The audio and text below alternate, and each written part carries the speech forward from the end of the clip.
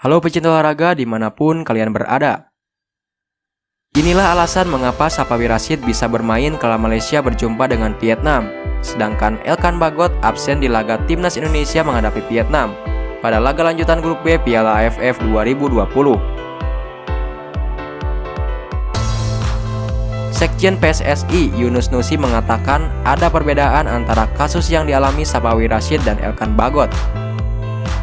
Sebelum kita lanjut pembahasan di video ini, alangkah baiknya kalian subscribe terlebih dahulu supaya tidak ketinggalan informasi yang saya berikan.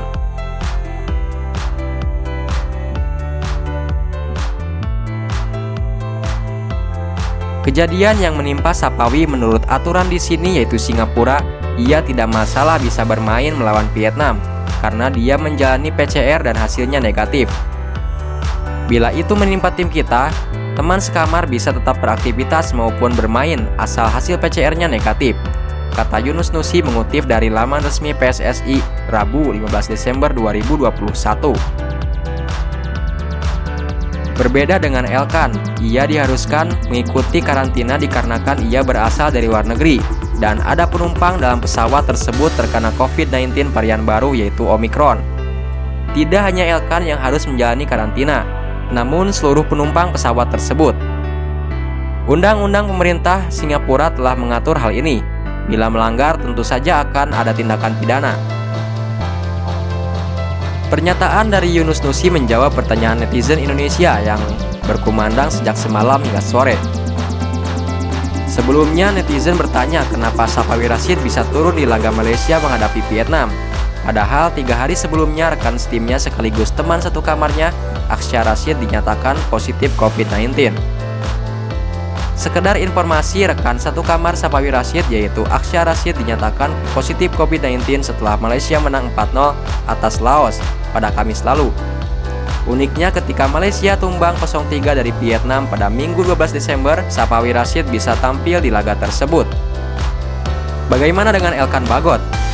Bek keturunan Inggris Indonesia ini berangkat dari London ke Singapura pada Selasa 7 Desember 2021. Elkan tercatat sudah 3 kali menjalani PCR selama berada di Singapura. Satu lagi, ia sudah mengikuti rombongan tim ketika Timnas Indonesia menang 4-2 atas Kamboja. Bahkan ketika Timnas Indonesia menang 5-1 atas Laos, Elkan Bagot turun 45 menit. Hadirnya Elkan di babak kedua membuat Timnas Indonesia mencetak 3 gol tanpa kebobolan. Namun kabar buruk menimpa Elkan Bagot pada Senin 13 Desember 2021 sore waktu Indonesia bagian barat. Bek bertinggi badan 194 cm itu diwajibkan menjalani karantina satu pesawat dengan penumpang positif COVID-19 saat berangkat dari London menuju Singapura. Sesuai regulasi pemerintah Singapura, bagi siapa saja yang satu pesawat dengan penumpang yang terinfeksi COVID-19 wajib melakukan karantina selama 5 hari.